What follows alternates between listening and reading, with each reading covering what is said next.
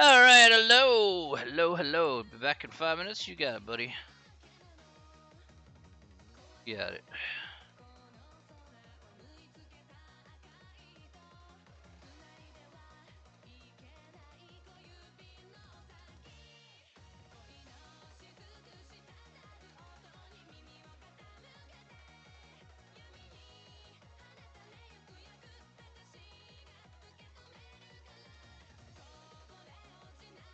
There we go.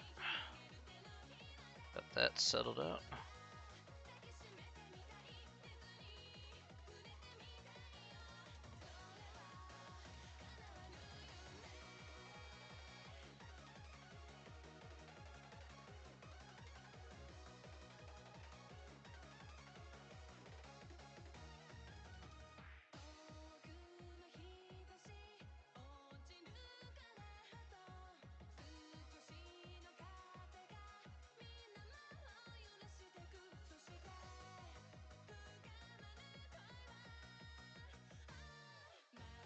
Guess so.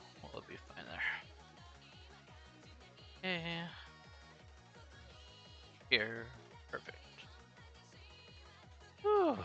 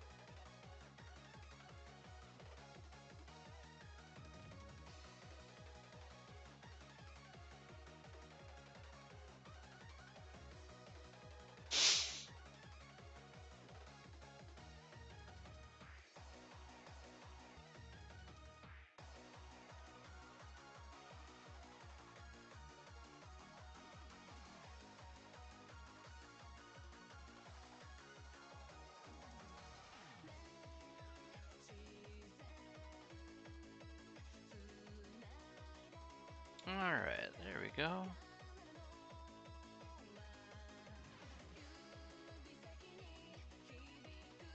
It's the Jaguars schedule.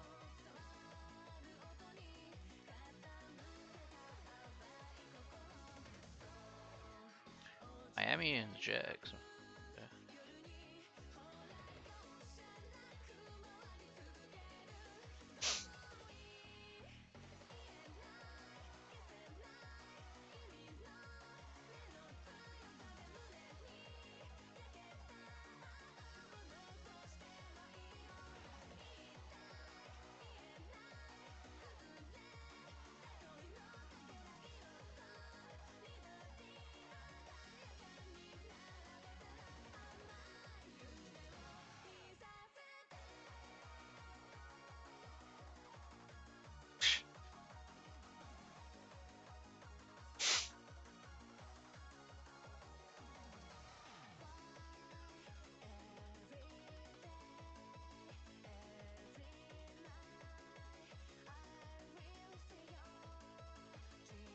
Okay.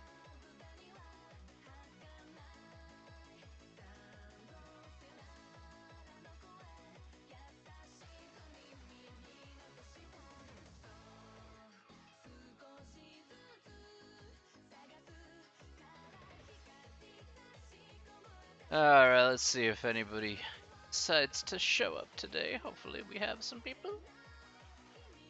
So, alright, what we got here?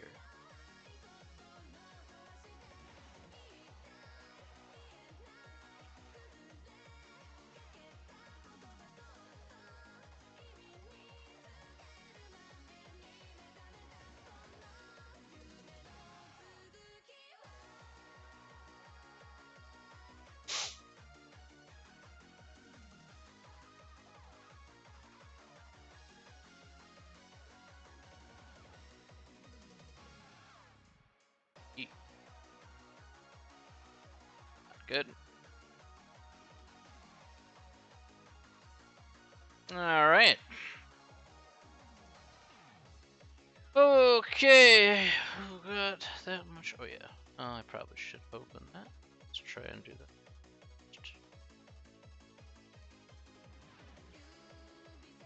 There. Okay.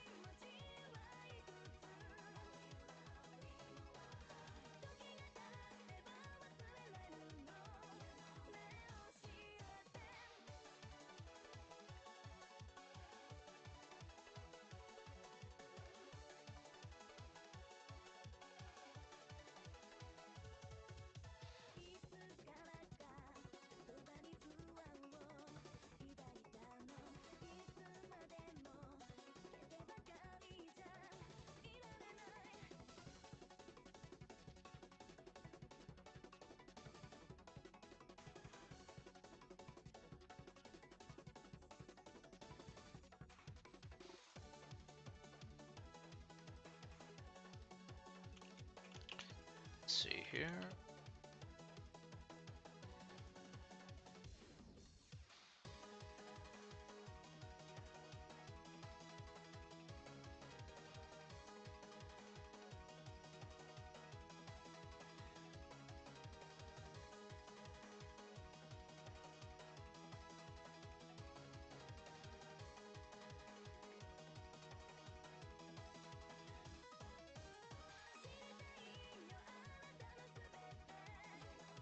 Okay, let's see. What else I want to say there?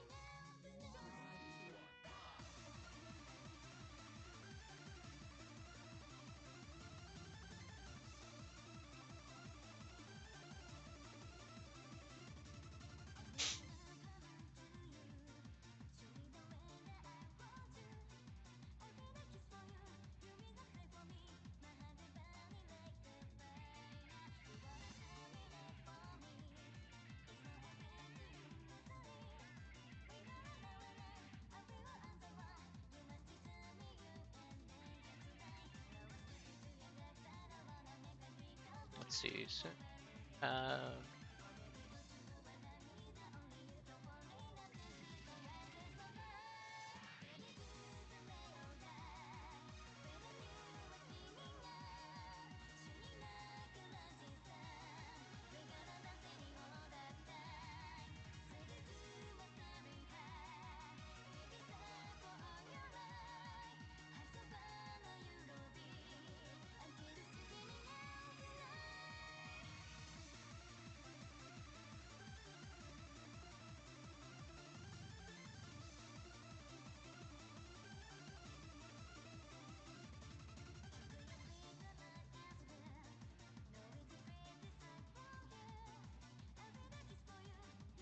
let's see here. What do we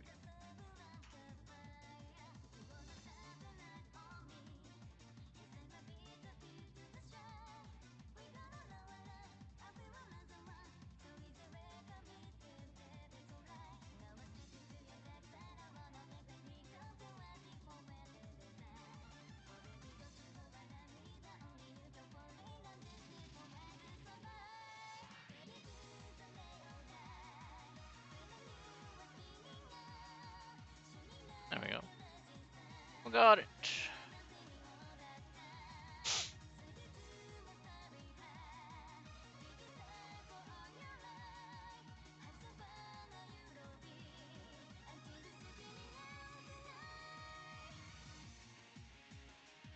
Alright, good stuff. I got that done. Alright. Let's move on, shall we? Alright.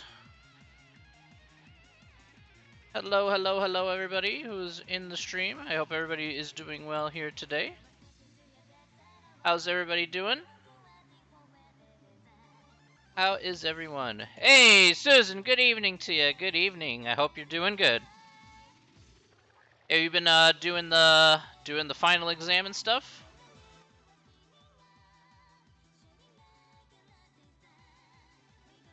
I don't know if you've been doing the exam and stuff, but hopefully you've been doing some review here for the final.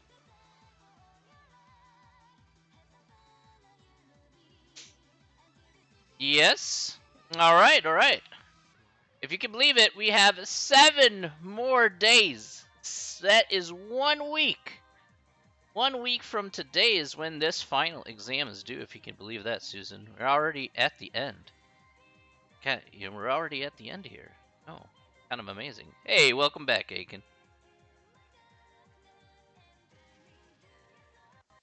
You believe that already? Ah, that hurt. Okay, I'm not sure why that hurt, but okay. Wow, it goes by so fast. I'm not gonna lie to you. Hopefully, kind of refreshing yourself on a few of those things that we covered from before, Susan. Crazy, I know. Totally crazy. Got any plans for the summer there, Susan? I know obviously you gotta get exams and all that other stuff done, but I don't know if you got plans for the summer. Are you going back to school for the summer? You doing other things for the summer? Some people are finally starting to take vacations and whatnot, but you know, lots of different things going on for lots of different people. Hence why I ask.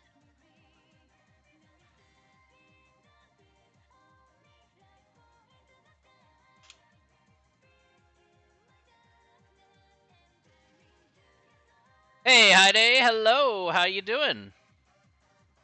You doing good today?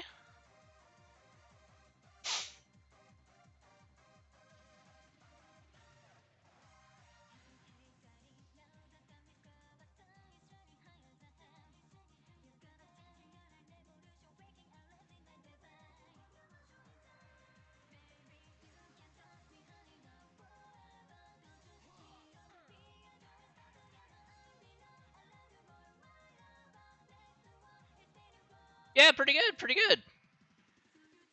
Pretty good. We're here back again.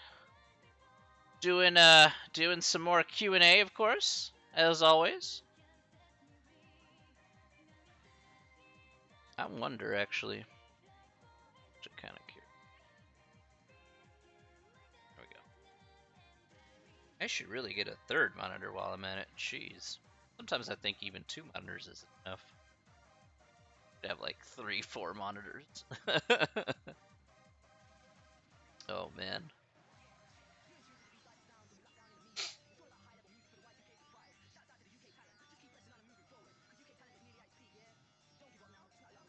I ain't gonna lie. All right. Let's see here.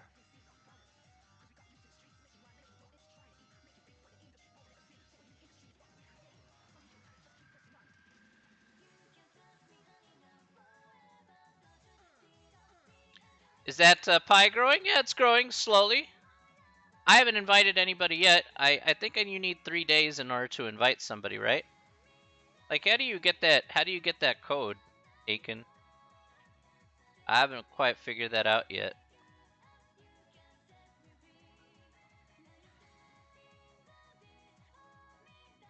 Like that invite code that you have. How do you do that? Like, you told me your code, but I don't know where to find mine.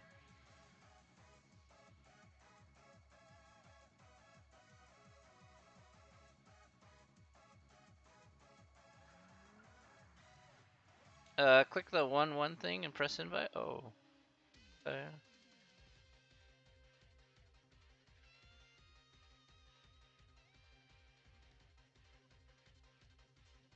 So where's my name? I guess the question is, where's my name underneath this? Like, where's my?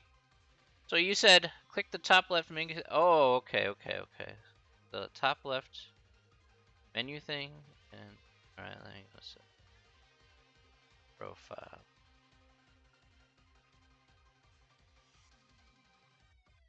Oh, okay. There we go. All right, I got it. Okay, cool.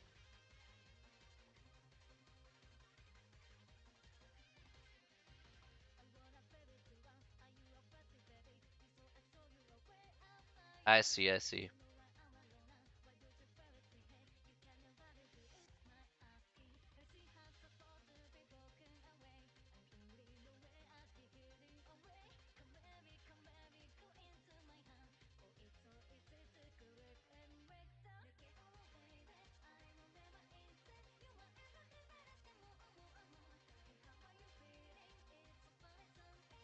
All right, there we go. All right, I got it. I was a little confused about that. All right. Anyway, okay, it's 6 o'clock. All right. Let's do this, ladies and gentlemen. Let's do this. All right. Do some intros. All right. Okay, let's get started today. Welcome back to Wednesday, end of the week time today. So today, doing some more Q&A. We have 1 more week left. 1 more week left to go before the final and the homework is due. It is all set out and ready for you. Okay. Yeah, that is what the story is in regards to that. All right, so of course I'm going to take questions in regards to that, or homework questions or whatever. I'm sure you guys have some. So go ahead and ask away if you have questions for me to go ahead and review, and we can do that together.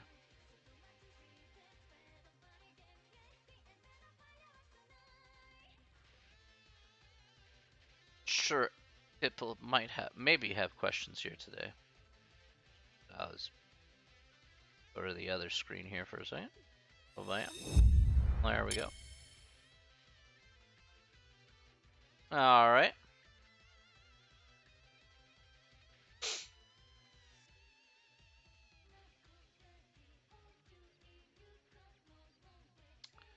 All right. Feel free to ask questions, and I will certainly start from wherever you want. So, pretty easy stuff, I promise you.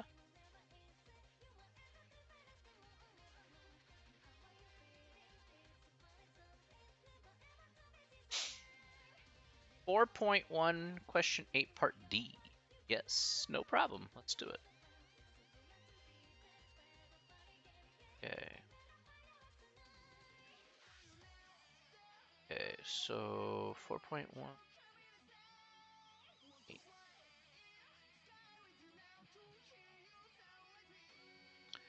All right, let's go ahead and go through this here. All right, researchers initiated a long-term study of American black bears. One aspect of the study was to develop a model that could be used to predict a bear's weight, not practical to weigh bears in the field. One variable thought to be related to the weight is the length of the bear. Right, so the accompanying data represents the length and weights of 12 American black bears. All right, so which variable is the explanatory variable? All right, let's take a look at the data table. So the explanatory variable is always your x value. So that's going to be your total length here. So pick C. All right, that's part A. Draw a scatter dam on the diagram. All right, let's go like that. Oh wait, oop, that's the wrong one. So we have 166 is going to be 155. So looks like the longer length, the heavier the bear. So can't be A. All right, so what about this smallest one here? Smallest. 129 and a half is 105. Okay. Oh, here we go. 120 and a half is 60. All right, on the button. All right, so these go by 20. Look at that one. 120 and a half, okay. So 10, 20, 30. Okay. So it has to be 120 and a half, so that's here. Yeah, so it's B. All right, I think it's B. Yep. All right. Determine the linear correlation coefficient. All right, let's do that. That'll probably help out for D as well, in relation to your question. Let's bust out the calculator here and put this data in our calculator. All right, so we're going to go ahead and, of course, do the same thing we've done in a lot of these problems here. Go ahead and hit the stat key. We'll set up our lists and see what we get. All right. All right, so we got 139, 135, 139, half, 50, 66, half, 129 and a half, 150, and is there a last value here? No, okay. Oh, there might have been a last value since there is an arrow, but I guess not. Okay, so we have all those.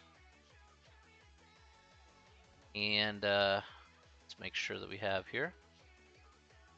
We should have 12, right?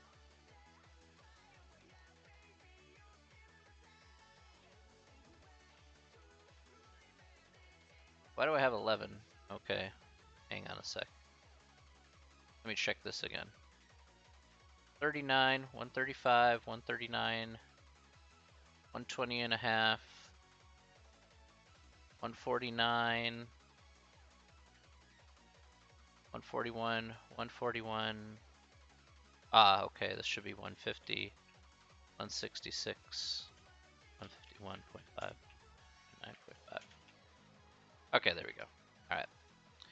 All right, let's put in our other guys. 60, 85, 100. 5, 5. Okay. All right, so we just need to go ahead and hit second in mode to quit out. We're going to hit the stat key here. Going to go to number 4, linreg AX plus B. We'll keep our X list as L1. We'll keep our Y list as L2. And we'll go down to calculate here. And there we can see our R squared. Our R squared here is going to be, let's see, is going to be 0.7279 or 0.728. So 0.728 here will be our correlation coefficient. All right. Good stuff. All right. Letter D. All right. The variables weight of the bear and length of the bear are blank.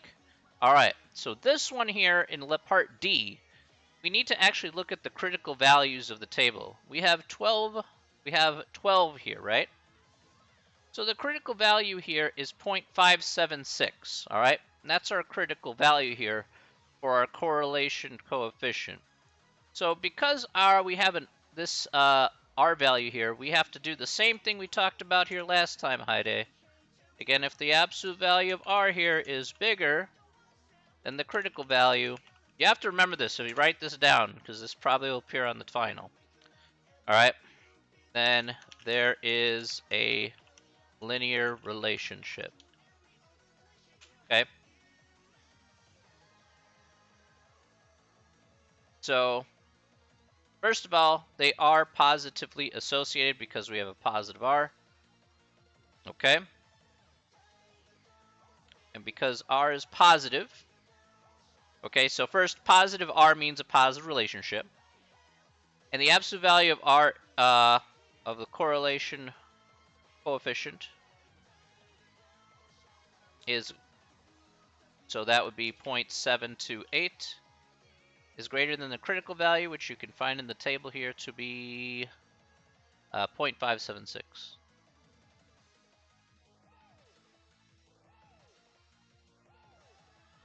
And we got it. And that will be part D of 4.1, question 8. That's how we can get that.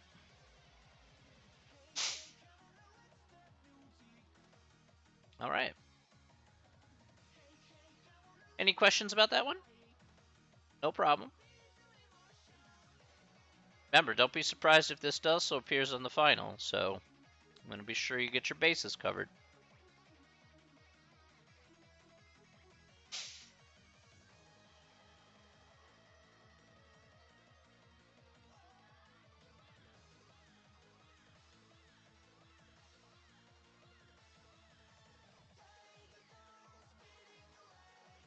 All right. Good stuff, good stuff. All right. Next question. If anybody has got a next question, that's fine.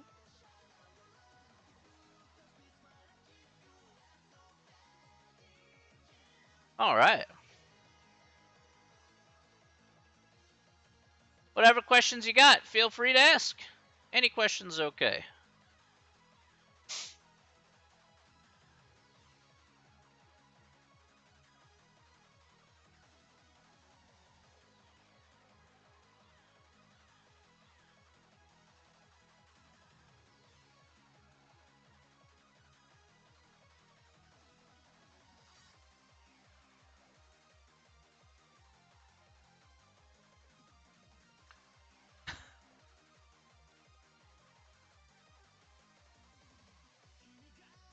You've been fine, Heide. You've been asking the questions you wanted to, so nothing wrong with that. I put it out there and you say, hey, I want to ask these questions. Okay. That's the whole point. The only thing I can't answer are questions that are going to be on the final, so.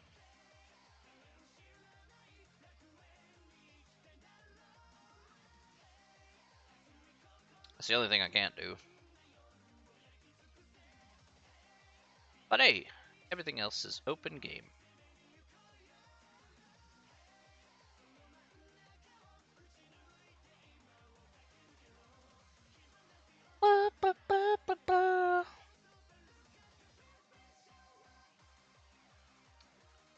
Let's take a look at that. Hey, Natty, how's it going?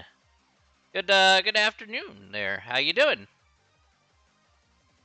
I hope we're doing well.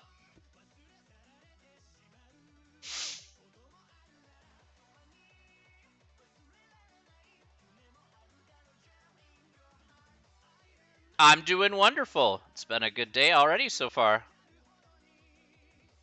It's been pretty chill. Everybody's been pretty. It's been pretty nice so far. So I'm not going to sit here and complain. If you got questions for me, Maddie, go ahead and ask them. You know that's what I'm here for. It's been an interesting day already. You've been keeping track of the stock market. It's certainly been interesting. That's fine. You take your time, Natty. Let's see here. 13. Okay. All right. So national exam. Students are asked a variety of questions. 41 nations participated in the exam. Correlation between percentage items. Answer to the background questionnaire uses a proxy for student test percent. Okay. Mean score was 0.825. Okay. Does this suggest that there is a linear relation between student task persistence and achievement score? Okay. The correlation between the percentage of items, okay, was 0.825. Okay, so we want to take a look at, is there a correlation? Let's take a gander. How many did we have here? 41. Okay. Or 30, actually, they use 30. So 0.361 is our critical value. Again, Kaide, same deal as the last question. All right. 0.825 is clearly a bit greater than the critical value for 30. So the answer is A, yes, for the first one. And there's a second part here. Let's go there. What does this result mean? All right. So countries in which students cheated on the exam also cheated on the items. I already like answer B. Let me be honest with you. Just cheating. Bam. Right away. I like that one. I'm going to go with B. I don't care if it's wrong. I'm just going to go with B.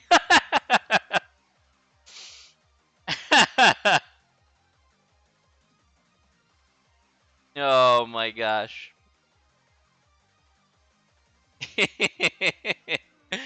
There's no linear relation between which students answered a greater percentage. Okay, there definitely is a linear relation. Countries with students answered a lesser percentage of items background tended to have a higher mean score. Yeah, I think it's D. Countries with the students who answered a greater percentage tend to have a higher mean. Yep. Students are cheated. Oh my gosh. You just put down the cheating one, and you'd be just fine. it's what I'm encouraging you to put down, just for the lulz. You have to do it for the memes. Then you can hit similar question, do it again. You can do it for the memes.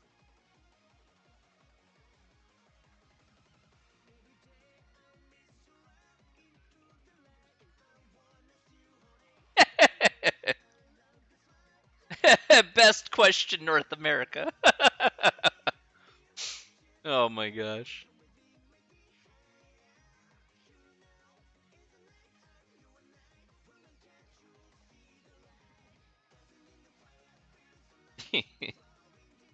Oh my gosh. So funny.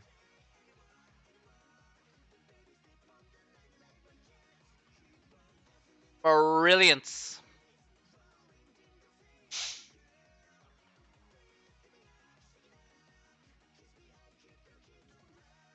You actually don't have a question yet? Alright. That's fine, Natty. Like I said, take your time. It's all good. Let's see, was 4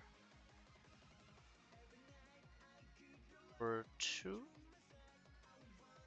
2 question 1.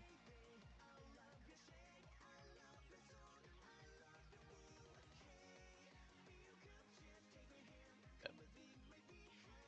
Bigger.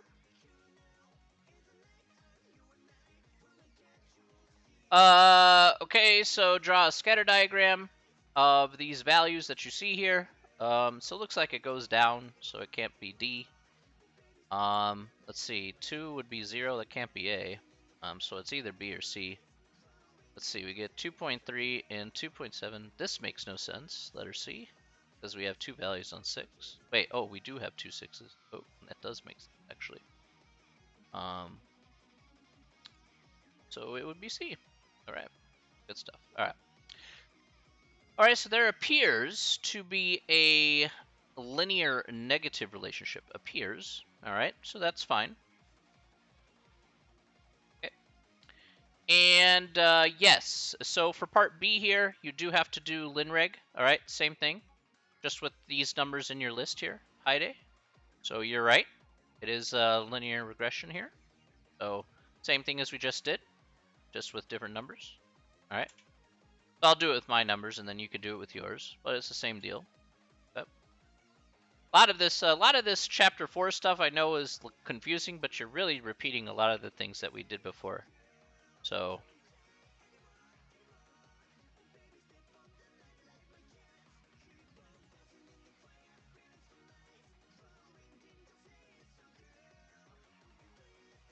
All right. So we'll go ahead and hit the stat key. Go to calc.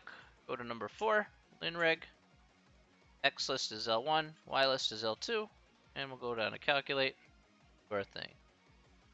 All right, and we round to 3 decimal places here. So our first value here is going to be negative point is 0.6664, and then we have 6.721.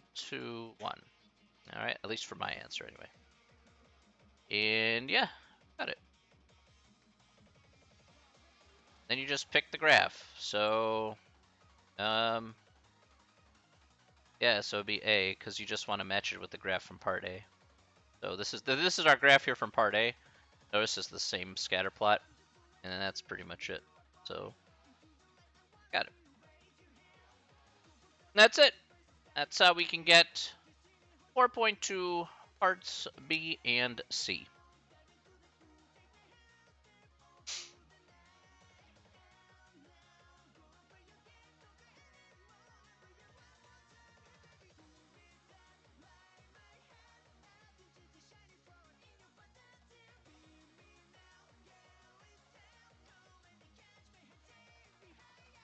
Yep. Pretty straightforward, I hope. Doesn't smell that bad? Question mark.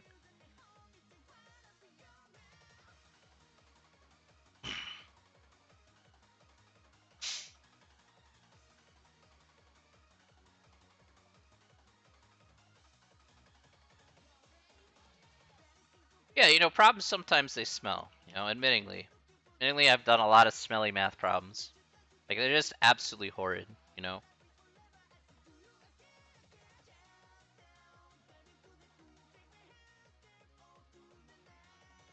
So I'm like, I've dealt with my share of not so great problems before, and it's just like, you know, I just didn't want to do it.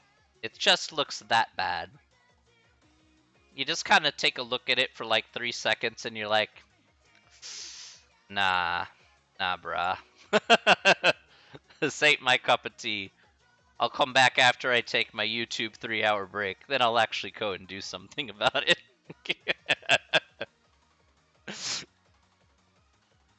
You know, 3 hours of surfing for cat videos later, and there you go. Now you can get back to work right after that, right? I know I do.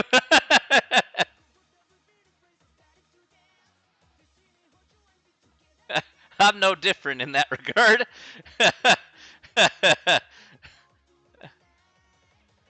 I'm like, yeah, I just don't want to deal with this right now. You're just like, yeah, just gonna prop my feet up and do something different for a little while. Okay, get. You're like, yeah, I'll get back to it. Okay.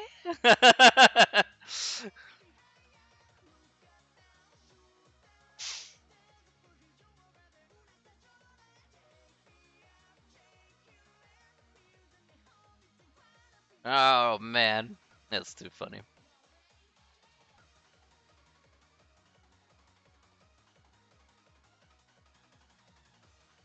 Oh man. All right, of course we got tons of time here for more questions.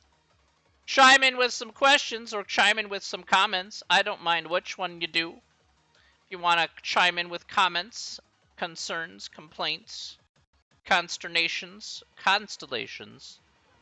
All right, whatever you want, really.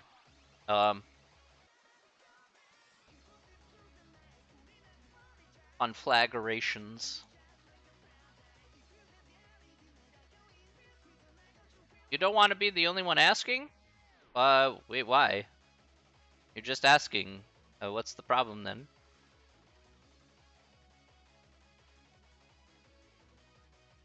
I understand if you feel like you're singling yourself out, but you're not. You're just asking questions that were on your mind. That's all.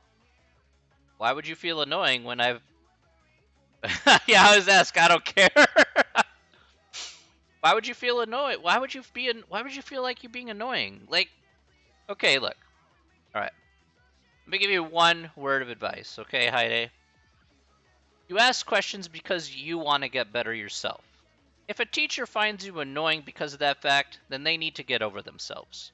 Because they should be helping you try to get better at the material. You feeling that you're annoying makes no sense.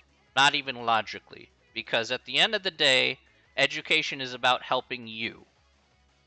If you think that you're feeling annoying, then you need to be like, hey, this is for your, this is to basically move on to the next level or move on to the next class or get that degree that you want to do. Like, you should never feel annoyed at you wanting to better yourself at the end of the day. That doesn't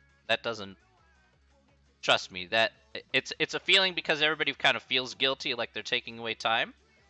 But don't. It's you. It's just you. It's all about you. Teachers who don't value that, well, I mean, then they have a problem. It's not you. It's not a you problem. It's a them problem. And if you want to point it out to them, you can. I would say be my guest, because they need a reality and a wake-up call. You're like, hey, it's like you're here to do a job. But that job is to help others. I said if you feel like too annoyed because somebody's asking you questions, then clearly you need to make adjustments or at least answer their questions. In order to get them to get better. I was actually one of those guys who didn't really ask questions all that often as a student, to be honest. So I actually appreciate when people ask questions. It's like, you know what? I probably should have done that when I was back in the day, and I wouldn't have struggled so much. Don't make that same mistake. Do the right thing for yourself.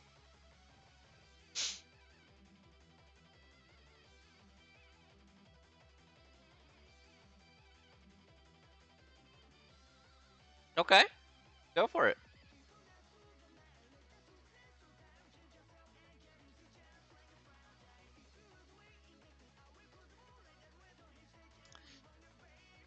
That problem sucks. I don't want to do it. I'm just kidding. I'm just kidding. All right.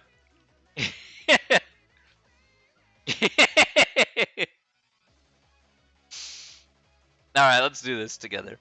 All right, so question 5, part C. All right, so we're gonna need to get through a few of these guys before we get there. All right, so I'm gonna hydrate with some water here. Yes, thank you for the hydration.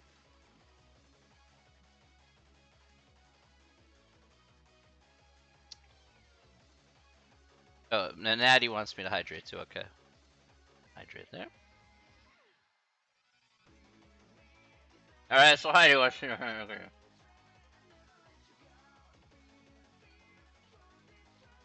Okay, now that I'm thoroughly drowned and probably expecting a restroom break in about 3 hours, then let's go ahead and get this done.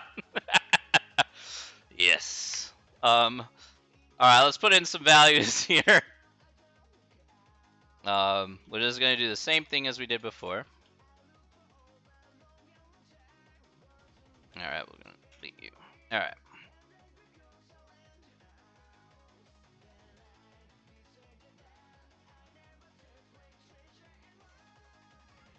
All right. Yum, water. I mean, I got other things in the fridge. I got my milk teas and I got my regular green tea and banana milk sitting in my fridge, and veggie juice, of course. And my I have my what is it? Okay, what is that again? Is that my gluten-free like oatmeal banana milk thing? Something like that. Oh my gosh, Mage Mad with a prime sub. Thank you, Mage Mad. You sub for 8 months? What? Man, I admire the dedication, bruv. You come here every month and you keep subbing to me. I don't know. I still don't know why, but you know what? I guess I'm just gonna have to run with it at this point. You always surprise me, Made You Mad. Always. You never miss a month. I commend you on your dedication to this channel. Just being a math channel after all. You're always welcome in this corner of the interwebs / Twitch streams. Sadly, I don't do hot tub meta on the stream. Okay, that's not a thing. But I do math. I do math tub meta. Tub of math problems, and I just do it by answering questions. That's what I do.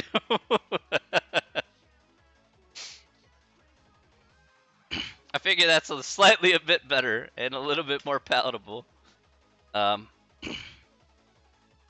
you know, I don't agree with that stuff. That stuff is, I don't know. I couldn't see it. It's just weird.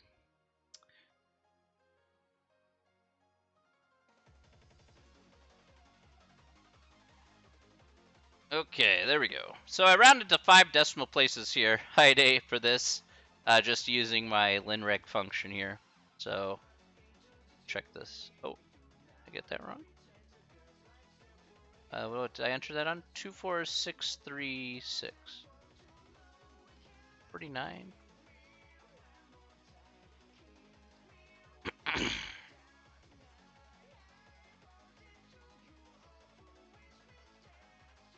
It's only 1 decimal for the constant. Okay.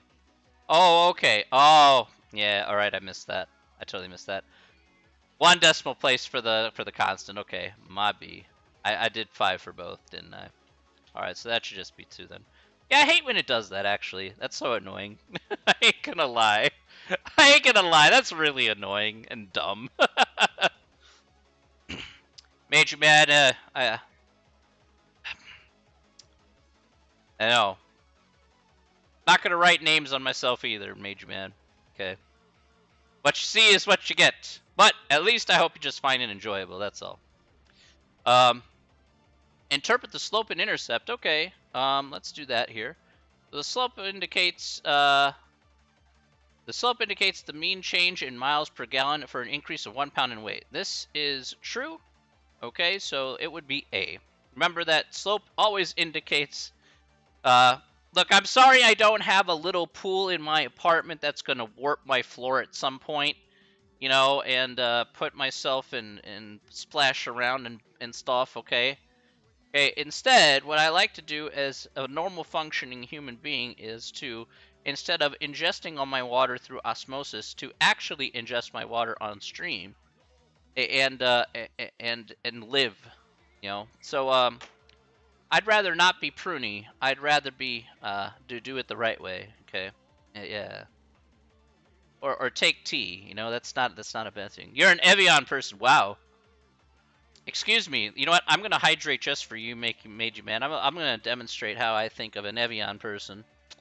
Like, you take off your cap. You like, you know, lift the bottle here. You got the pinky like. You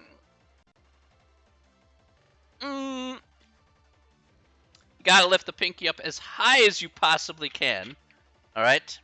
While you sip your water in all your poshness. And you know, you're probably just sitting in the back of the monitor like, I know, I'm better than you. You're the best. I'm the best, and you're just a peon, okay? Shoo shoo. You just look like a mangy bald man. Look like my butler, without the hair. Right. I'm like, all right, that's cool, man.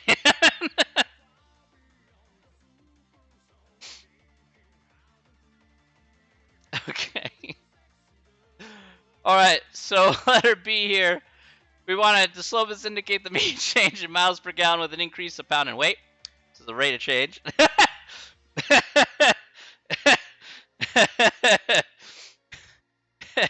Excuse me while I get my Rolls Royce.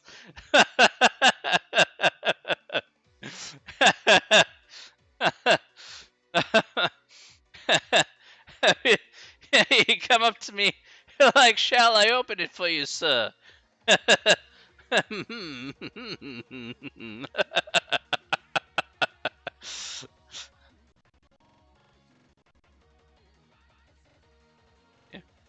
And 5 minutes before I sanitize the vehicle, just pushing the spray down. It smells like pine trees.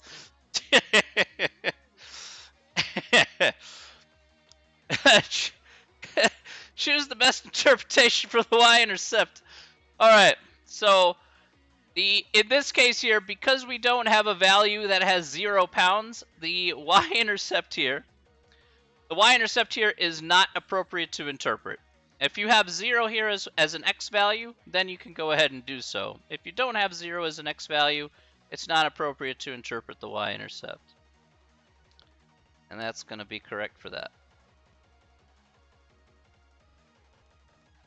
Alright, predict the miles per gallon of car D and compute its residual. Okay, not a problem.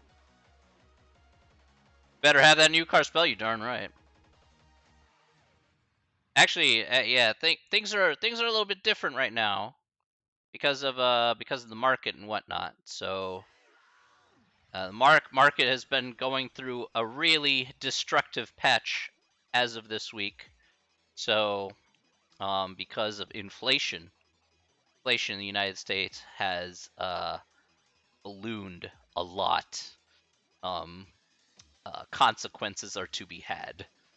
So I wouldn't be surprised if prices are going to be higher in your local areas as a result. So inflation is definitely a real thing, and it's gonna hit pretty hard for a little while. So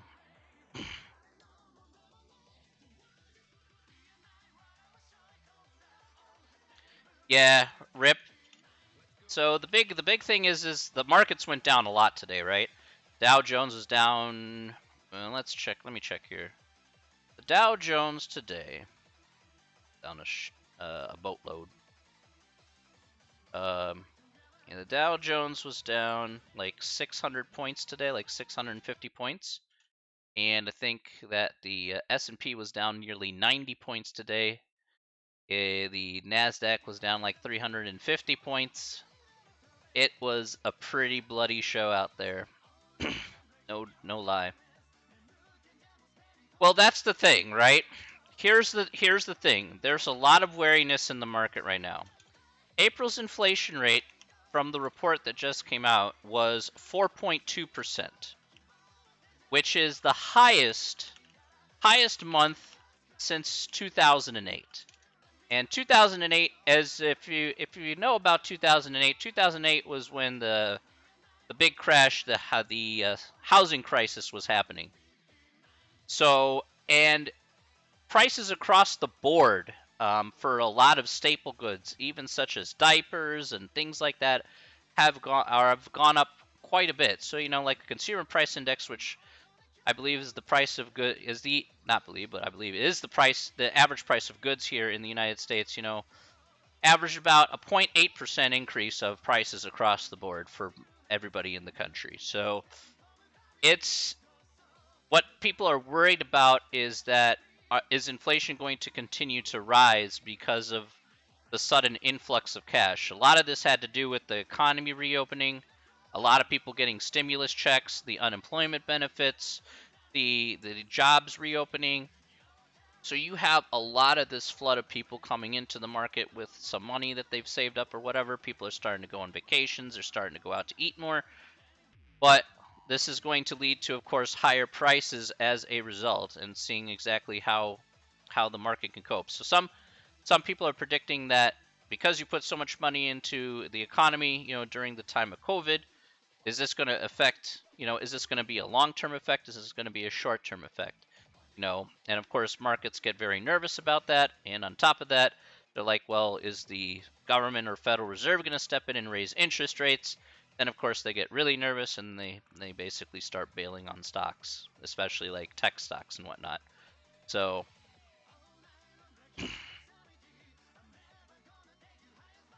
it's like a chain reaction per se, if you want to kind of call it that. To give you proper perspective here.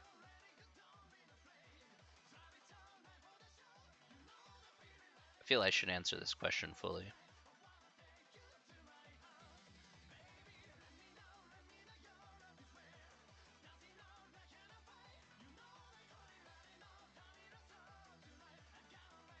You're glad you unmodded you? I was just cleaning house. I can give you mod status again, Sophros. You're always welcome to be a mod again. I was just cleaning out a whole bunch of things on my settings. Do you want to be a mod again? You're more than welcome to.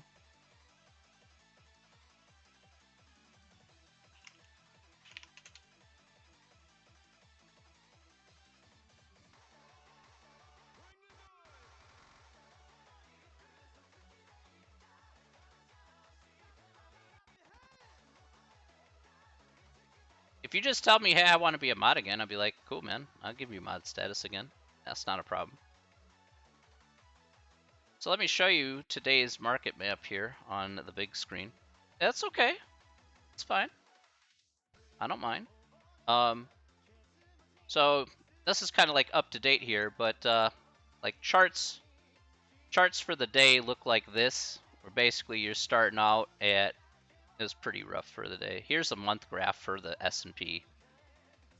So you can see that it reached like 4250 and then it just went bloop, just crashed right down.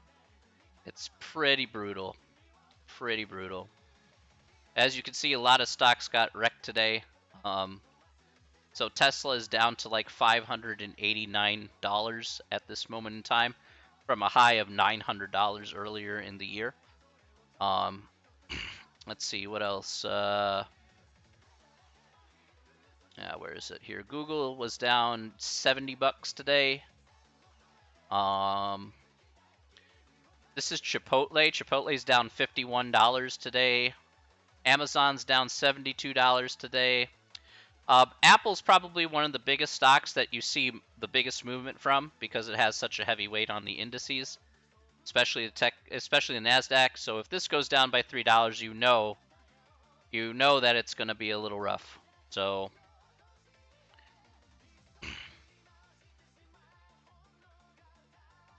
again, so first I will say I'm a little skeptical about crypto, but you know what?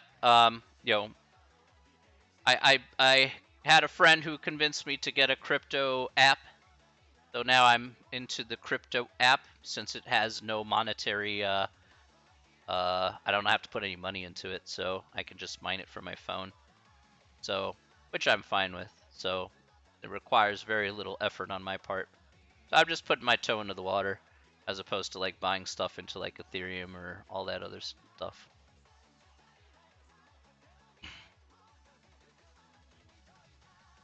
You down 509?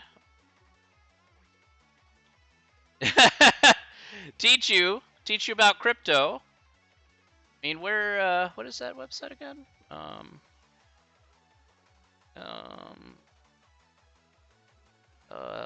Yeah, that's the website. I'm trying to think. All right, so let me put this up here. Now, crypto can take a lot of different forms, right? Right now, as it stands, crypto can take a lot of forms. Okay. There's private crypto is what I'm doing, because that's the Pi one, and that has a private crypto, so that doesn't have a monetary value necessarily associated with it. Yeah. The thing is that for me is that I'm there's still a lot of there's not a lot of regulation right now. Okay, so that's why I'm a little skeptical because of the lack of regulation on crypto. It's very volatile. You know, even though you say, well, the prices go up and down by a significant margin, I'd be like, yes, but you can see that Bitcoin, you know, at one time 60,000 goes down $9,000 in a matter of days or a matter of minutes. You know, it's like the Wild West out there, to be perfectly honest. You know, I understand the point of crypto is the lack of regulations, but the issue is that, okay, in order to have something have a tangible value, you have to put belief in that tangible value. Or so like here, let me show. Let me point this out here. Okay, I'll put this on. I'll put myself on the big board here. Okay, so the way it works for me, from what I understand, is this. Okay, is that okay? Here's a $20 bill. Okay, now here's a $20 bill. Now we say, you know, in the United States, this is 20 bucks. Okay, why do we say this $20? Because we believe it's $20. At the end of the day, it's just a piece of paper that says 20 on it. But society agrees that this is worth $20 that you can barter with, okay, and that you can exchange for goods and services, right? The thing that has to work with crypto, it has to work the same way with that belief, that you can exchange it for goods and services. Right now, as it stands, Bitcoin is the only one that has some legitimacy to it, okay? The others don't have as much legitimacy as Bitcoin because they're not accepted in as many places. If you get more places that actually believe in this crypto coin, then of course it increases that value. All right, but the problem is that are governments going to regulate that belief in that value, or are they not? Right? Cash is inflation. It can be created from nothing. Correct. I agree with that, and that is a problem with cash. Is that cash is always associated with inflation. That's right. I absolutely agree with that. Okay. The belief in the so there's two trains of thought, right? You have a limited cap of a particular currency. Of course, the value of that currency is going to go up as a result of having a limitation of the cap. The way to kind of think about that in actual practical terms is that the United States prior to the 30s had a gold standard. Okay, so we linked the dollar to the amount of gold reserves that we actually held, hence why you hear about Fort Knox back in the day and why it was the most heavily fortified thing in the United States, because the entire currency is based off of the value of gold. Now today that's not true. Now that's what we call it, a fiat currency. I'll type that in chat here. What we call it today is American dollars are a fiat currency, which is basically exactly as Sophros has stated. It's a currency based off of without any basis whatsoever. So you can print as much as you want. But of course, printing as much as you want is also very dangerous, because that causes a very large amount of inflation if you print too much too fast. This was actually proven after World War I, when the Germans tried to pay down their debts by printing out tons and tons of German marks. And at one point, there's the famous picture. Well, yes, well, there's the famous picture of, if you go, there's a famous picture of a guy holding a wheelbarrow, right? He's holding a wheelbarrow full of German marks after World War I, and that wheelbarrow would buy you a bushel of apples. You know, and there's millions and millions of these German marks in a wheelbarrow. It's called so Sophros knows, he's from Germany himself, so definitely the Reichsmark, yeah. And it was a disaster, right? I mean, Germany was on the brink of economic collapse because they thought we could just get away with just paying off every country post World War I by just, doing that without realizing that they just absolutely destabilized the economy in their own currency as a result. And they actually were in worse shape as a result. And that actually led to a lot of consequences. That actually, surprisingly enough, because of that fact, because one of the correct me if I'm wrong, Sophros, that was one of the big reasons why people were very upset for a while, and why it led to Hitler. That's why Hitler actually rose to power, was because of that fact, because Germany was put on the brink of complete collapse due to that decision. And, workers weren't getting paid. They were, they basically were working on next to no wages, in an environment which was already oppressive enough post World War I, and it led to a guy like Hitler actually rising the ranks and basically promising that he would provide jobs and he would provide a much more stable economy in order to provide for the German people to come out of post World War I. And people definitely believed him. Obviously, they, and of course the rest is history as it stands. But there were certainly things about the reasons why they happened is because of, especially when you start with the economy, is where sudden changes can certainly happen. And history has proven that time and time again, So when we play with money the way we do, there's no joke. Yeah, actually, it's the thing about as bad as we could talk about, the things, as bad as you could talk about the things that Hitler did during World War II without question. The promises he made to the German people, before going to war with the rest of Europe, actually were fulfilled. You're right. They actually were fulfilled, and he did bring them out of that economic chaos post World War I. So he did keep his promises. That part is true.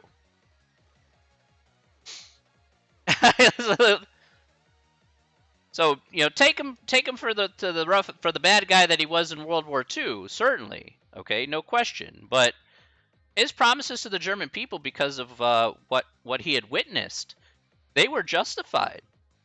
And he did bring them back. But that part is definitely true. So, I mean, you balance both things. It's how history played out. I know that's weird, but that's just how it is. So, at the end of the day, when we talk about cryptocurrency, going back to the topic of cryptocurrency, if we go back to the main screen here, we talk about the idea of cryptocurrency. It's the belief that this cryptocurrency can actually be worth money for tangible goods and services. Of course, Musk is really pushing Dogecoin, or a lot of people are pushing Bitcoin here. But will that be enough to destabilize already established currencies? That's I guess is the thing, is that, or will countries clamp down and just ban it altogether because there is no regulation on cryptocurrency? If countries decide to clamp down on cryptocurrency, well, then the valuation of that crypto is now worthless because it can't be used in an actual bartering, in a bartering situation, which is what you want to use it for in the first place. So the people give it value. Don't forget about that.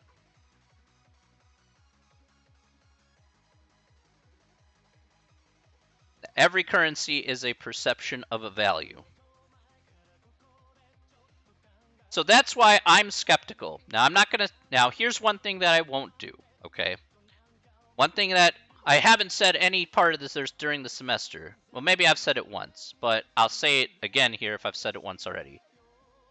At the end of the day, it is your decision, your money, your choices about whether you want to accept something or not. Whether it be crypto or whether it be any other topic or subject, okay? I want to leave it up to you and think for yourself about the matter and decide if you think that's okay for you to go to crypto or not. I'm telling you the reality of the situation behind it, and from my point of view, but you don't have to accept my point of view to necessarily go with and say this is the way it is. Like, I don't want you to blindly believe me because one person's opinion doesn't necessitate fact from your personal opinion. Okay, so I'm only going to speak for myself, but that's just from my perspective. Sophros and MageMad are in, could be in crypto, put money in crypto there. They could make money, lose money, whatever, okay? And that is their prerogative to do so because they believe in Dogecoin or Bitcoin or whatever they decided to invest in because they have their own reasons for believing in that. And so you should make that decision yourself. Of course, get to know how crypto works in terms of acquiring Bitcoin through a wallet, which is like a wallet will hold your cryptocurrency in place. It has apparently unhackable things, but maybe not so much. But but it's for certain you can't ban Bitcoin unless you ban the internet. That's not true. You can ban Bitcoin. That is where I disagree, Sophros.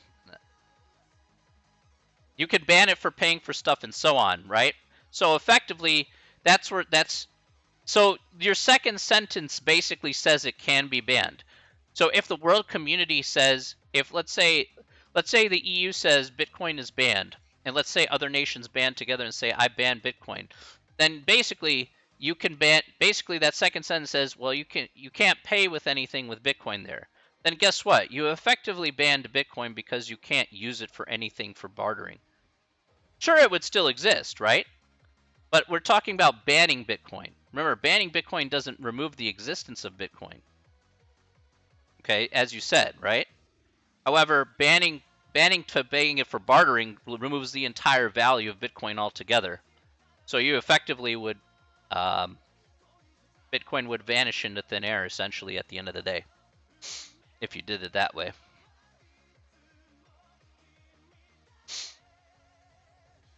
The existence of Bitcoin would just have no value at the end of the day, and this $51,000 value just would be effectively zero if every country banded together says we're not allowing Bitcoin transfers or whatnot.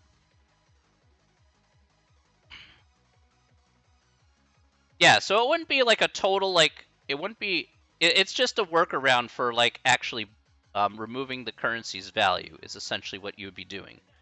The internet is forever, it's true. But when you remove the value of that, well, then that's a different story.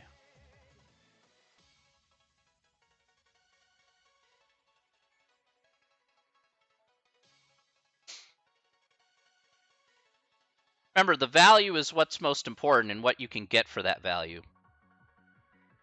Like, another thing I could teach you again about 20 bucks. Let's go over this here.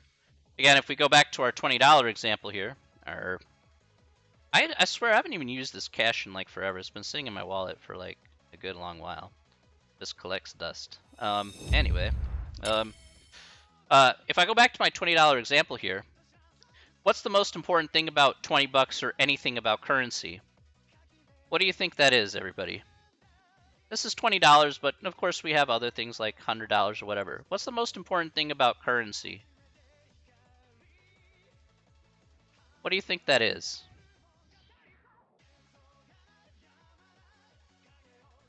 Sure, I can buy stuff. That's nice. That's about half the answer. So you're close on that. That's half the answer, but there's one more piece of the puzzle. Stability certainly is one thing that you want to count on, of course. The Italian lira being a wonderful example. But value in terms of what, right? So it always comes down to purchasing power, right? So you all are kind of around the right area there, right? Your purchasing power is the most important thing, right? It's not the stuff that you can buy, it's how much you can buy with that value, right? If I go to the grocery store, 1995, when I got my first job at Mickey D's, this $20 could buy me a whole boatload of cheeseburgers, okay? Like, dead serious, I could get like 25, 30 cheeseburgers at a Mickey D's, and it wouldn't bother me for 20 bucks, all right? Dead ass, all right? Now, $20 in a Mickey D's for cheeseburgers ain't going to buy me the same amount of cheeseburgers it did in 1995. Nor is it going to buy me the same amount of groceries that can go to the grocery store. All right? So suddenly that $20 that you think about now compared to like 1995, it's completely different. Your purchasing power is vastly different, right? It's vastly different than it was back in 1995. Now you're probably saying, well, wait a second. 1995 was like it's 25 years ago. Of course, purchasing power is so different. Of course that's true. But like, yeah, that's fair. Inflation has a lot to do with it. But now you have to consider the fact that what's going on in the United States right now. What's the purchasing power of people making money now? Did inflation outstrip it over time? You bet it did. Absolutely, 100%. A great example of that is college costs. College costs, if you go to a four-year university, are outrageous, right? But compare it to back 25 years ago, the inflation cost of college now is just ridiculous compared to 25 years ago. Inflation for those costs are just ridiculously high, right? You pay like you go to DePaul and it costs like 60 grand a year. Are you getting 60 grand worth of education? Is it even worth 60 grand? No, of course not. Goodness no. You're getting the same quality education as you get here. Talking to me. You pay 60 grand, that's nuts. Okay? So, I mean, and you get into debt because of that and all that other jazz. Well, you get the idea. But how much money are people making? Behind the scenes, how much money are people making to pay off that 60 grand? Well, they're definitely not making as much as the price went up for college from 1995 DePaul to today. It's just idiotic. It's like the same thing as getting paid $7.25 an hour in today's U.S. economy for minimum wage. $7.25 is a joke. Like, you can't even survive on $7.25 an hour anymore. Like, you have to hope and pray that you could survive on $7.25 an hour. But the cost for rent and food and insurance and car and gas and all, hospital bills and all that stuff is outstripped by his 725 does nowhere close to actually covering all those costs. And everybody lives check to check and on the brink because of it, because your purchasing power has been diminished year over year over year. The longer you keep minimum wage the same, congratulations. Guess what happens? Prices naturally increase due to inflation, and guess what happened? Your purchasing power has been stripped away to the point where you actually have no choice but to live check to check. That's what people are facing right now. People can't save because they have to live with an economy that basically forces them to live check to check, where they're worried that the next mechanic's bill on your car is going to devastate them and the entirety of their savings. The next hospital bill will cripple them forever. You know? I mean, it was like a slow and sure, process, but there's no way, there's no two bones about it. Like, you guys have to understand that that's what the current U.S. economy is about, and it's really it in a lot of ways it makes me really sad because it didn't need to be that way. It never needed to be that way. I made $4.35 an hour in 1995. I knew a few people who made $5 an hour back in 1995. They could get by with paying off rent back then. They could pay off their bills. $5 an hour, $5.25 was great. Nowhere close to that. Not even close.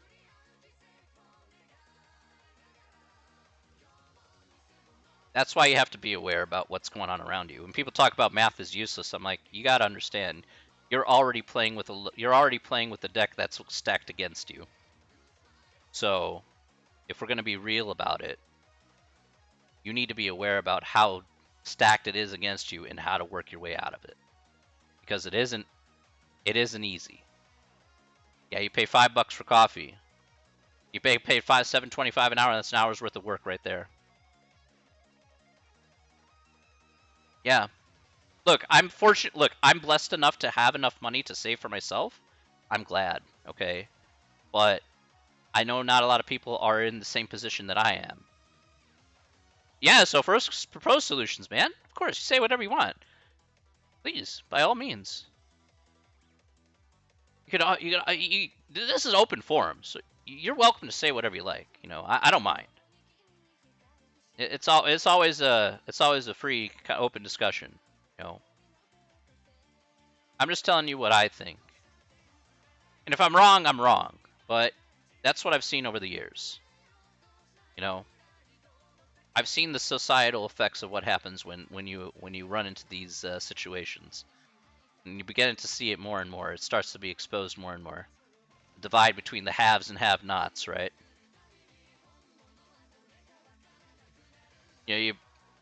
What do you hear every day? Executives taking bonuses while their companies are going under and everybody else loses their job, Come to Germany, minimum is $12.62. You have a job and healthcare included, right? Yeah. Would be easy. Healthcare is still currently in a semi-private system, which is completely derived off of nonsensical standards. So, nonsensical, and actually hospitals in the U.S. actually spend most of their money on administrative costs because they have to deal with insurances that don't even know their own rules. I mean, how many times? I don't know how many times I've had to go through insurance and be like, "Is this covered? Is that covered?" Like, I don't know. You gotta book this. You gotta book like 10 centimeters thick, of paper just talking about the rules of one health insurance plan. It's idiotic. I mean, yeah, I wish we had that kind of healthcare. That is not what we have right now. Minimum wage should have been increased a long time ago and then gone with inflation. That's what should have happened. Yeah, that's perfectly fine. Like, what should have happened is that basically minimum wage should have increased with inflation every year. That's what should have happened. And then it didn't. It didn't for 10 years. 10 years it didn't change. 10 years. You can imagine how much is stripped away when you minimum wage does not move for 10 years. Everything else increases, but your minimum wage doesn't increase for 10 years. There are going to be severe repercussions.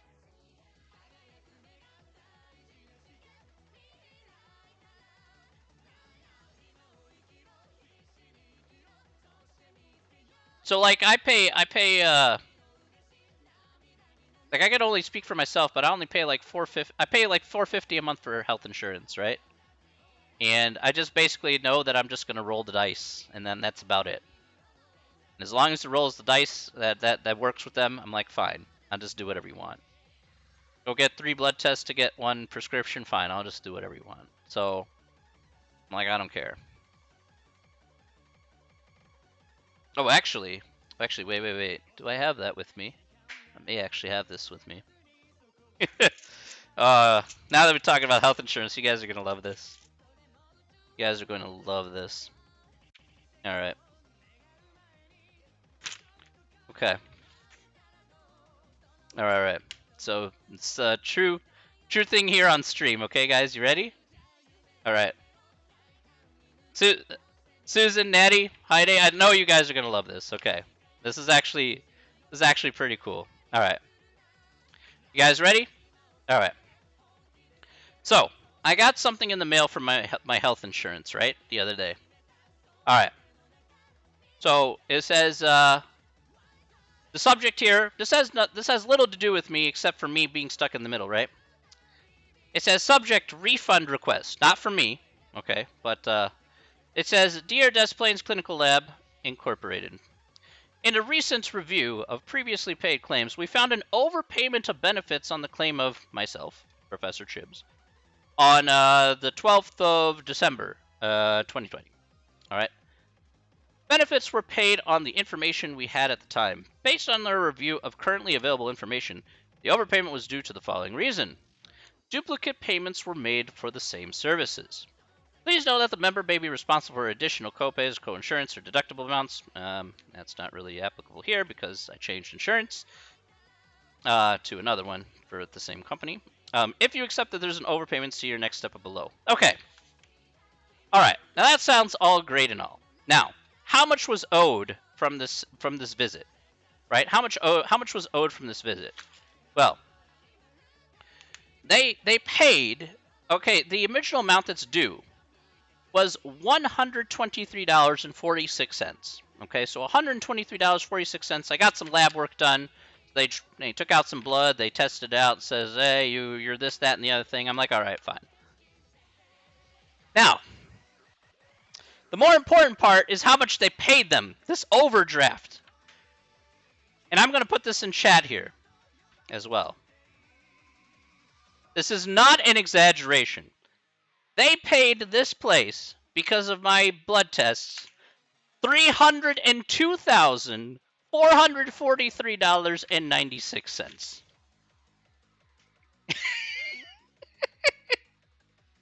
I cannot make this up. I cannot make this up. I cannot make this up. That is literally what's written on this. $302,000.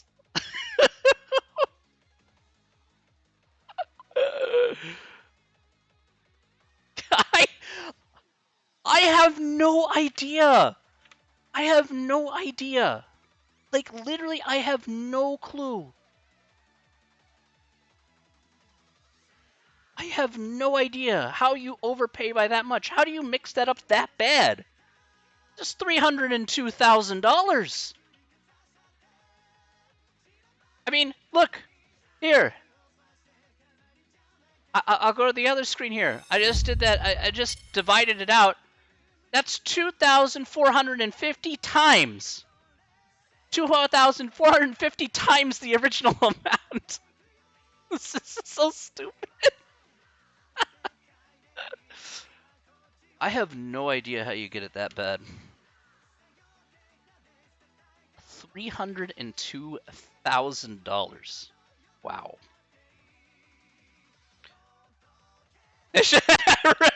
Yeah, they would have gotten their money back.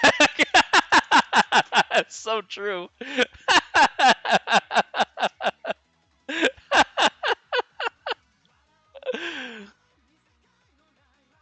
$302,000.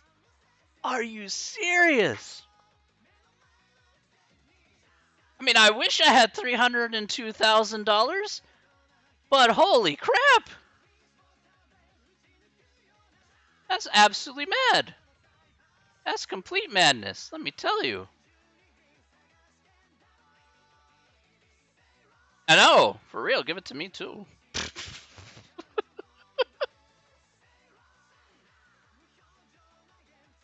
I got this like 2 days ago, and I was just like, nah, I had to read that again like 2 more times to say like, oh, was it like $302? I'm like, okay. I'm like, why does that matter? Like, no.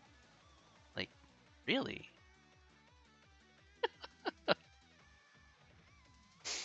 Oh my gosh. Absolutely crazy, I tell you. Absolutely crazy. Where's my $302,000 stimulus check? Can I get one of those? Is that possible that I can get a $302,000 stimulus check? Can I get it? You know, I'll be happy to provide. I'll be happy to donate part of it to the Sophros fund and Made You Mad fund. I'll be happy to donate there. Donate to everybody here in the stream. You know, just a little bit. You know, that's a great stimulus check for everyone involved, right?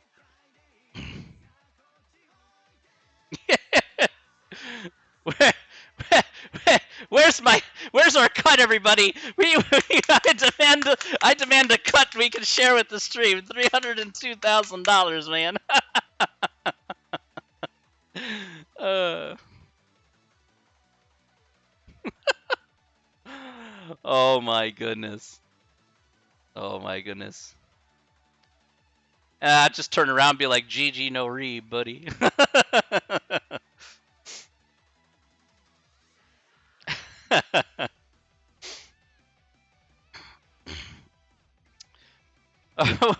What am I doing? Oh yeah, that's I remember.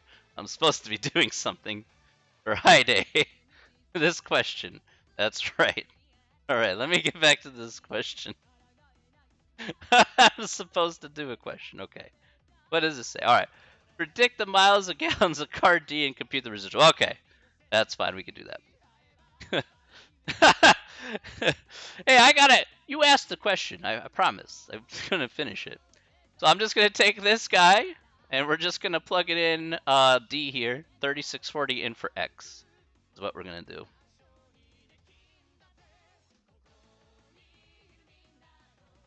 We'll multiply that by 3640, and we'll add 49 points. $302,000. All right, so we have 15.2 here. Let's do it. 15.71. Sorry, 2 there. All right, so we got that. Good stuff. All right, so the residual here. The residual here. Man, some things that happen to me, I don't even understand sometimes. I'll write this down here too, High Day. Residual is equal to observed minus predicted. Observed here is 18. Our predicted is 15.71. So put this in. So we get 2.29. All right, we got it. Is it above val average or below average? It is above average. Okay. And then we want to find the least, just find the line of best fit here with the data set. So, let's see. Man, it's so small, man. Holy moly.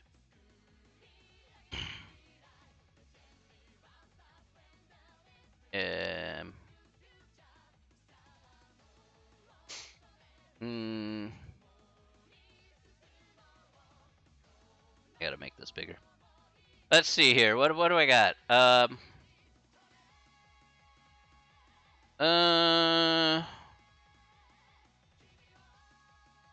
One of these is true. It's 2.29, right? So just has to be for letter D, so it can't be C, and it can't be D. Those don't make any sense, so it has to be A or B. I'm gonna go with B, because it looks like a bit above, if that's okay. Yep, alright, so it is B. Alright.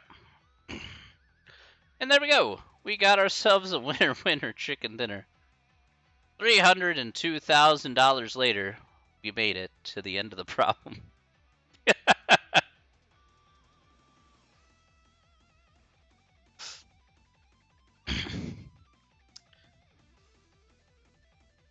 Where's my money? Where's my money? Want my cash.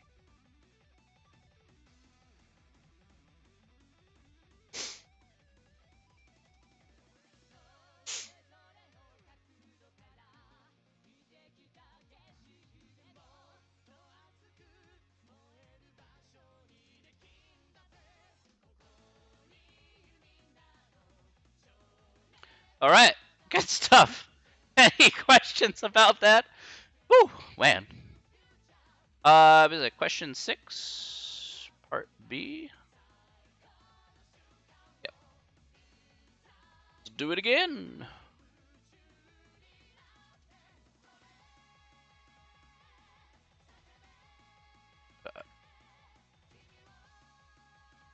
Yep. Certainly. Ooh. Sorry I go into long asides, but I find it to be pretty interesting. You talk about the math outside of just doing this stuff here, and you see where it's actually applied. It's actually super interesting. I tend to take a lot of tangents, as you probably know already this semester.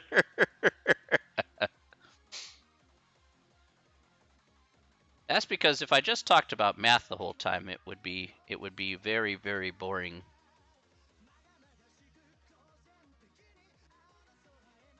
I would bore everybody in this chat. I'd be like, now for the next topic, let's talk about addition of numbers together.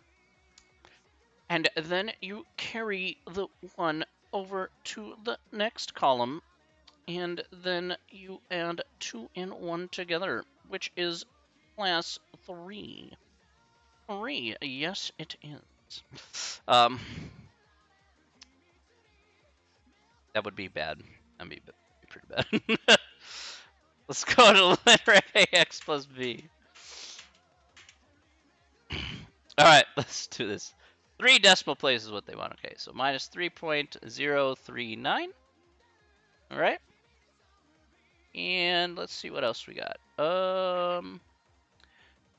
89 point, oh, hey, I didn't mean to push it into there. 89.255. Okay. Here we go. Alright. Okay. So here we just interpret the slope.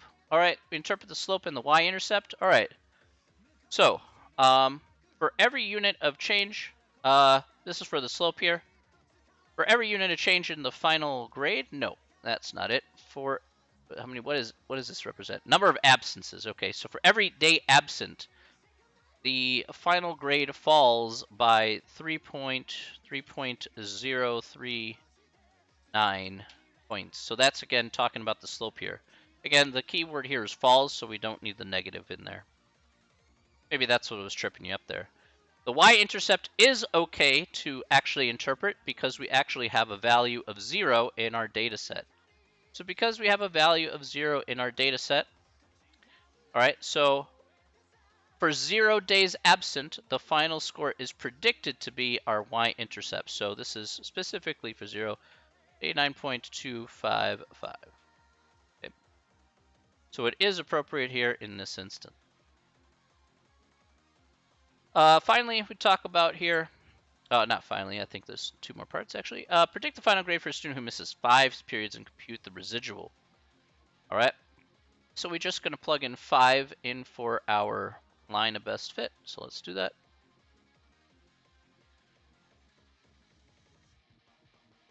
Boo, boo, boo, boo, boo. Okay. All right, so we get 74.06 for our predicted final grade. We have a residual here. For 5, we have a 74. So we take 74 minus, oops, that's their observed value. All right, let me clear that out again. 74 minus 74.06. Okay, and so you do want to keep the negative value here. All right, so we have negative 0.06. And then we indicate that the final grade here is below the average just by a little bit. Oh, we're on around 1 decimal place. Okay, hang on a sec. I did not see them rounded to 1 decimal place, so I will round that to 0.1 for each. That is what they want. I think that's dumb, but okay, we'll just roll with it. Draw the least line regressions plot here. Let's do it. Okay, let's see. What's our winner here? We have...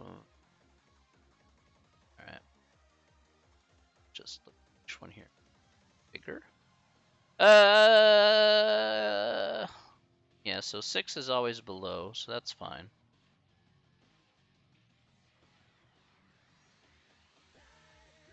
Two, 3, 4, 5, 6. Okay, 6 is always there, right? And what do we do this for 5? Okay. So 5 should be below, because that's what we got here. So 5. So 5 should be below this line. So it has to be C or D. So I want to say that it's actually pretty close, so I think it's D. Oh, not D. Let's try C then. Oh, I guessed that wrong? Oh, that's a pity. Where did I get that wrong? 5 is 74, right? Oh, I read... Okay. No wonder why I read that wrong. Alright, that's my fault. Oh, I read that wrong because I was looking at 5. I should have been really looking at the other points. Oh, that's a pity. I'm looking at thinking if 5 is above or below, but I should have recognized that 5 should be on the line because it's only 0.1 off. That's such a pity. Alright, that's my fault there. Alright. Yeah, it should be like on the line as opposed to the other two, which 5 is not on the line. Alright, that's fine. That's my fault there. Would it be reasonable to use the least squares regression line to predict the final grade for a student who's missed 15 class periods? The answer is no. It is outside the scope of the model. Okay, so that would be letter E. It's outside the scope of the model. There's no 15 here for our data set.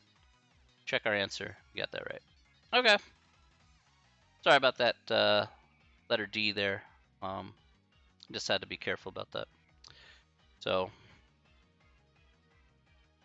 that's our answer for that one. Nice.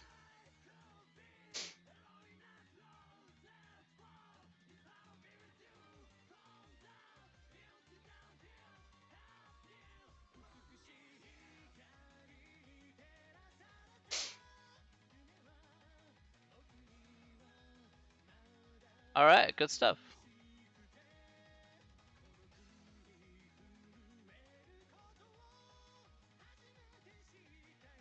All right.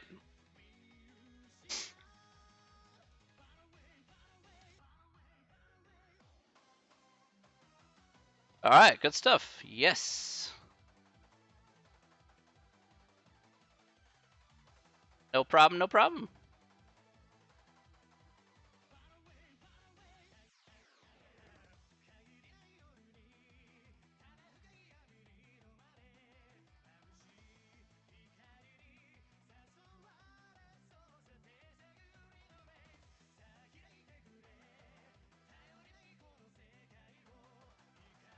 Feel free to ask me anything else if necessary. Seems chapter 4 was a little bit of a bugaboo for some people. So, to be fair.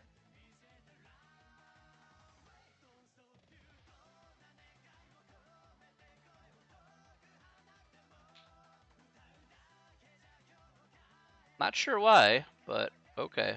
Guess I'll have to revise things next time I teach this, so see if I make it a little bit more clear.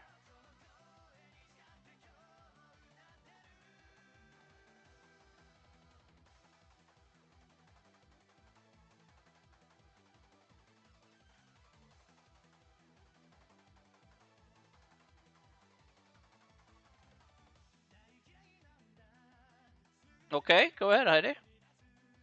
Ask away. Next one, see. Okay. All right, so let's do the same thing again. All right. Now, what do they want here? For males treating the, okay. All right, I need to look at this carefully. Find least squares regression line for males treating the number of licensed drivers as the explanatory variable. X and the number of fatal crashes and Y as the response variable. Okay. So licensed drivers will be X and number of fatal crashes Y. All right, so I have to look at that carefully. Licensed drivers.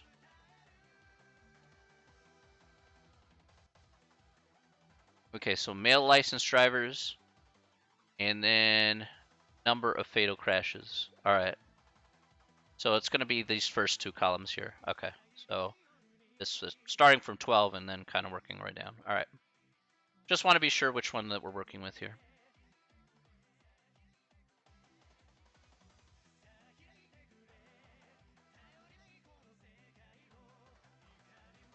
Okay. So we'll just go ahead and put this down.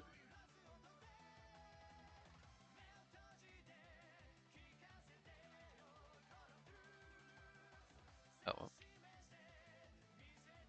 Oh, yeah, 18 was.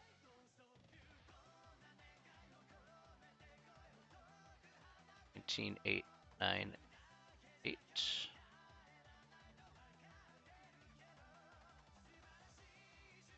Okay. And we have this.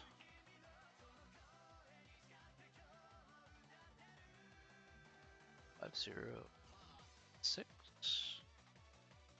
533 7990 38 4527 74.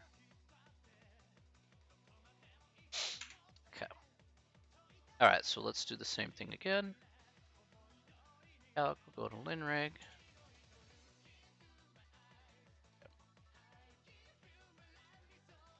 All right, slope to 3 decimal places and round the constant to the nearest integer. Okay. Ah, that's why. All right, so 342 is what I get here plus 1,000. All right, fine. All right, good stuff. All right, find it for females. All right, so we'll do this for females. Just have to rethink.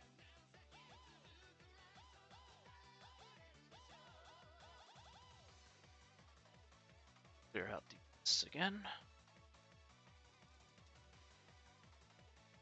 All right, 12, 6.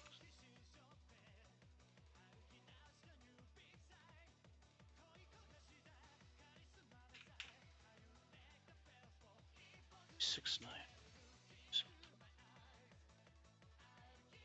77. Oh yeah, that's it's kind of like muscle memory from way back in the day. So I use the keypad on the keyboard, and I used to do a job where I used to do data entry a lot. So I still have muscle memory from doing that job. You kind of start memorizing where your fingers need to go in terms of pushing the right key. So I used to be much faster at it back in the day, but yeah, it's just like muscle memory at the end of the day.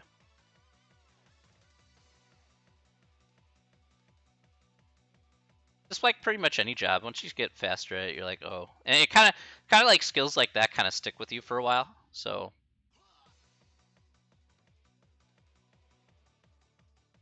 yeah, that's why it's sometimes in a lot of ways it's actually kind of cool to do like a lot of different jobs. I mean, that's one big benefit, I suppose. you know, is that you get to learn some of those skills that you take for granted are actually really good, handy skills to have. Because of muscle memory and how you you just kind of go through with it, and you're like boom, boom, boom, boom, boom. Everybody looks at you like you're insane. I'm like, well, no, I've just know how to do it a ton of times, you know. All right, interpret the slope for the least squares for each gender if appropriate. All right, how much should I choose this information? All right, so so basically the average number of males, the number of radiations on average. All right, so for males, yeah, X is going to be what? X is the age group, right?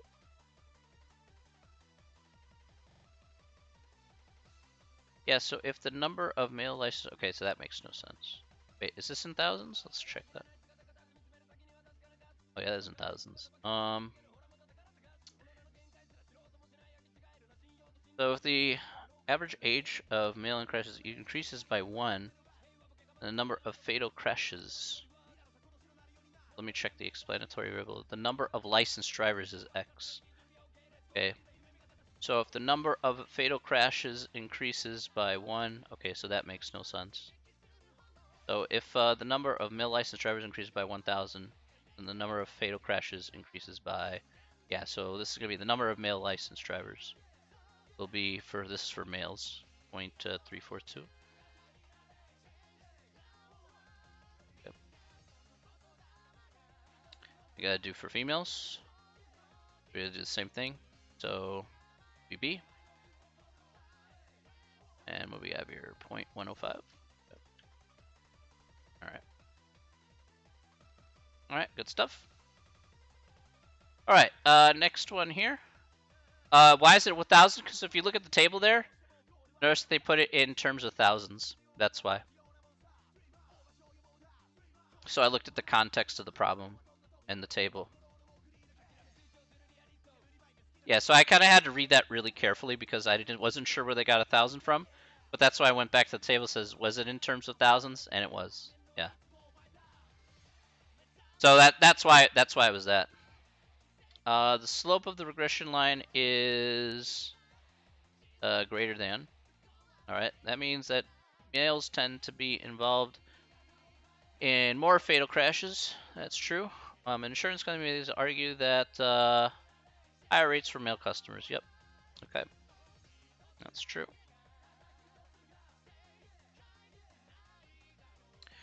All right. Oh. Was the number of fatal accidents for 16 to 20-year-olds above or below the average? Was the number of fatal accidents for 21 to 24-year-olds above or below the average? Was the number of fatal accidents for 70? Okay. Just have to kind of do it out. Males, males, and males, right? Okay. So we're trying to do, just kind of go back to this. We're just going to plug this in and see what we get. So 342, and what was our thing here? 16 to 20, so 6424. And then this is going to be plus 1,000.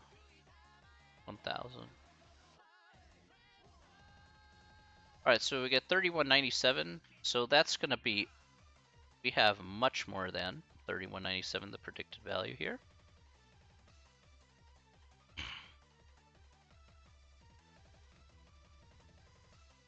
So it was above average. 2124 is 6944. So let's just replace this number. 6944.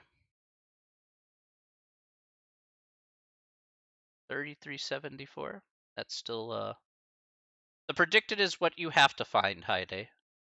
So I'm using this value here of 6944 in the line of best fit, which was this guy right here from part A. All right.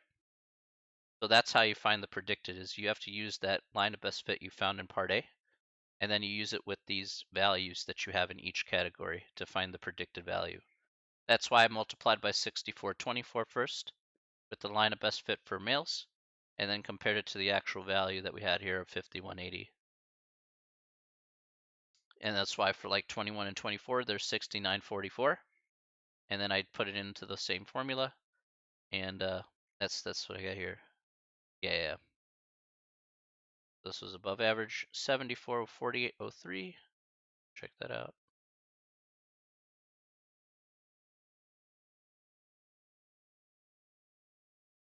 All right, so it's 2642. That was below average. Okay. That's 2022, and that's less than 2642.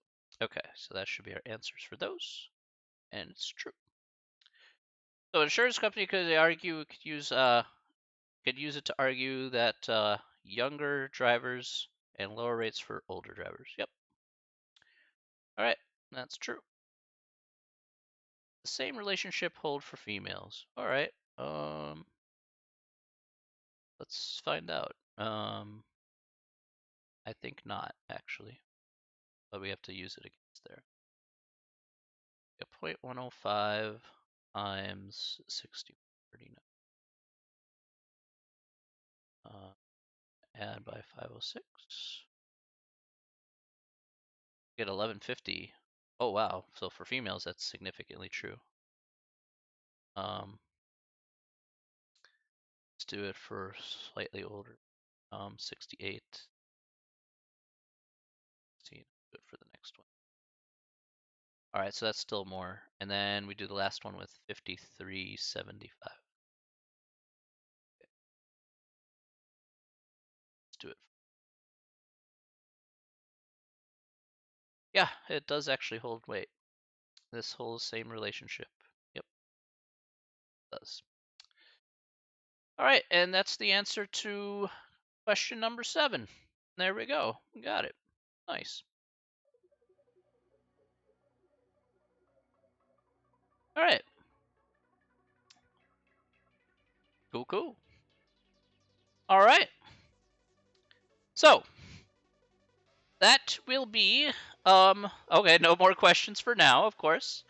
That will be, I guess, unless anybody else has any more questions, that will be the last question here for tonight. But of course, I will be back here on Monday to take more questions. Okay? So, no questions for now. That's fine. But I'll be back here on Monday to certainly answer some more questions. All right, we have one more week of classes to go, next Monday and next Wednesday. That is it. We're heading into the true home stretch of 1 week to go. So finish up. This is your last possible weekend to finish. All right. Otherwise, you'll have to do it the last minute, and you don't want to do this test at the last minute. Okay. There are a lot of questions. All right. 55 questions. So don't do it at the last minute. You will not be very happy if you do. Okay. All right. Thank you very much, everyone, for coming on out here to the stream today. All right. Thank you so very much. We had a lot of interesting conversation here today. Well, maybe mostly for me, but sorry about that. Tend to ramble on a lot. Thank you so much. Thank you, Natty. Thank you, Susan. Thank you, Heide. I really appreciate it. All right, everyone, have yourself a very wonderful evening. We will see you all next week here for the last week of class, okay? Have a wonderful weekend. I will be on tomorrow on Thursday at 5 o'clock if you need emergency questions, but I'll still be here. All right. You have a good night. Thank you so much, Natty. That's really super kind. All right. Have a great night, everybody. Take care of yourselves. We'll see you later. All right. And as always, remember, stay safe, stay healthy, and most importantly, stay sane. All right. Take care, everybody. See ya. Bye.